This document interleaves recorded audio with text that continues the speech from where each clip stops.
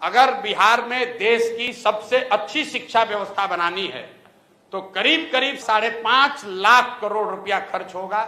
5.5 लाख करोड़ और करीब 8 से 10 वर्ष लगेंगे। अगर आज टीचर का ट्रेनिंग शुरू कीजिएगा तो 3 वर्ष में वो टीचर बहाल होगा जो कि कायदे से कर सकता है। तो कोई कहता है कि हम आएंगे शिक्षा सुधार देंगे तो आपको बेवकूफ बना रहा है।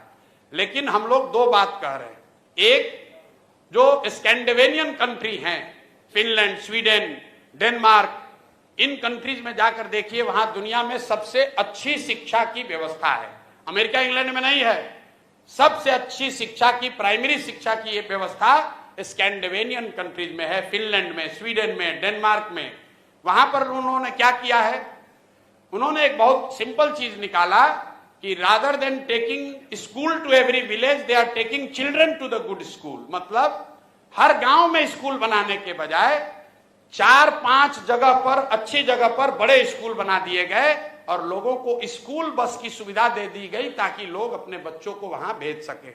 बिहार में इसका जब मैंने अध्ययन कराया तो ये पाया कि प्रखंड के स्तर पर अगर 5 स्ट्रेटेजिक लोकेशंस पर अच्छे विद्यालय बना दिए जाए और स्कूल बस की सुविधा दे दी जाए तो औसतन 8 से 9 किलोमीटर मैक्सिमम बस की दूरी होगी जिस पर कि बच्चों को चलकर आना पड़ेगा। 20 से 30 मिनट से ज्यादा समय उसको नहीं लगेगा। तो बिहार में पहली चीज हम लोग ये करेंगे कि हर प्रखंड में कम से कम एक विद्यालय जो अभी है उसको अपग्रेड करके नेतरहाट के स्तर का विद्यालय उसको बनाया जाए। ये एक विद्यालय क्यों? इसलिए कि अगर हर प्रखंड में एक विद्यालय बनाइएगा बढ़िया नेतरहाट के जैसा, जिस एक नेतरहाट के विद्यालय से 1500 IAS IPS बने हैं, वो सरकारी विद्यालय था, यही बिहार के सरकार की व्यवस्था में चलता था और उसमें पढ़ने वाले ज्यादातर लड़के मध्यम और निम्न वर्गीय आर्थिक परिवारों से आए हुए थे। वैसा अगर स्कूल बनाना है तो करीब करीब 15 से 17 हजार करोड़ रुपया खर्च होगा हर साल। इससे ज्यादा पैसा है नहीं बिहार के पास। तो हम लोग ये कह रहे हैं कि हर साल हर प्रखंड में कम से कम एक विद्यालय बनाएंगे ताकि अगले 5 वर्ष में हर प्रखंड में 5 नेतरहाट के स्तर का विद्यालय जरूर हो जाएगा। दूसरी बात, हम अगर 5 वर्ष में शिक्षा सुधारेंगे, आपका लड़का 6वां में है, 8वां में है, आप कैसे सुधरिएगा? आपका समय तो निकलता जा रहा है। उसके लिए हम लोगों ने कहा कि जैसे ही सरकार बनेगी तो गरीब लोगों को यह सुविधा दे दी जाएगी कि अगर आप चाहें तो आप अपने बच्चे को प्राइवेट स्कूल में भेजिए और प्राइवेट स्कूल का रेगुलेटेड फीस सरकार की ओर से भरा जाएगा। मतलब कई आदमी कोई समझ में नहीं आ रहा है, कह रहा भैया तो सब तो प्राइवेटे में भेज देगा। बिल्कुल नहीं भेजेगा। ये अमेरिका में या कई देशों में ये व्यवस्था लागू है।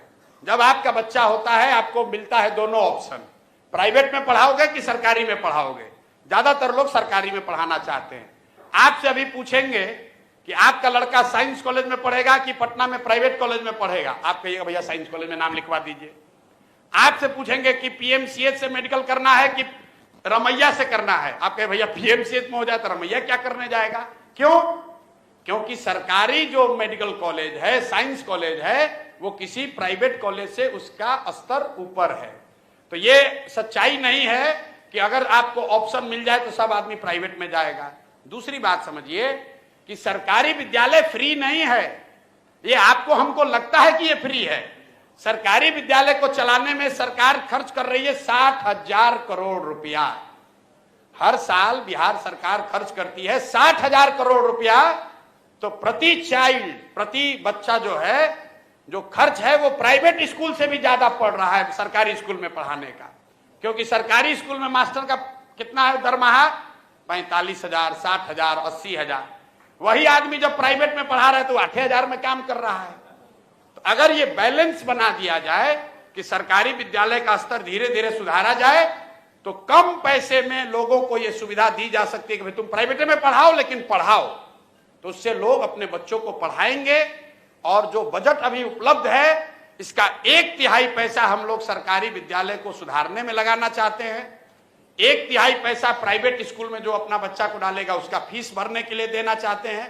और जो बकिया बन जाएगा वो मेंटेनेंस में, अभी जो चल रहा है खिचड़ी वाला स्कूल, उसको 2-4 साल